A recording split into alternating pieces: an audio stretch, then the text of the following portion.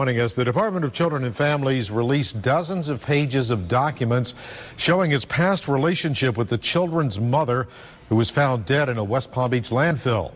DCF says until the three lives ended tragically, the case had been a model of the department's success. News Channel 5's Marcy Gonzalez is live at DCF's regional headquarters in downtown West Palm Beach, where today officials spoke for the first time about this case. Marcy? Yeah, Jim, looking through the report, there's really no doubt that the mother, Felicia Brown, had a troubled life. But DCF says they worked with her to safely reunite the family in a case they only thought had a happy ending. Personally, I think that they failed Jatira and Jermaine. A grieving grandmother pointing a finger at DCF in the deaths of her 6-year-old granddaughter Jatira Allen and her 10-year-old half-brother Jermaine McNeil. She says the proof is in the pages.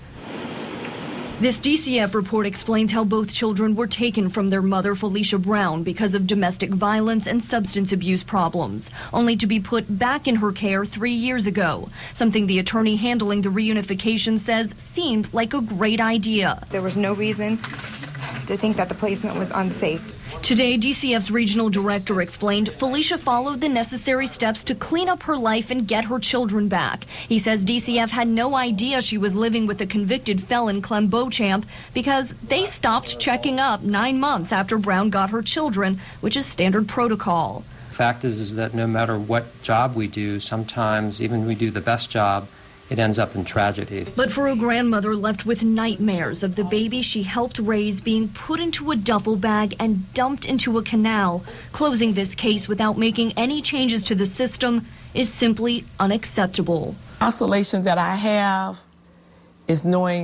believing that these children are in a better place, that they don't have to suffer any longer. But there's nothing right now. For other children that are in the system, they should monitor these children for a longer period of time.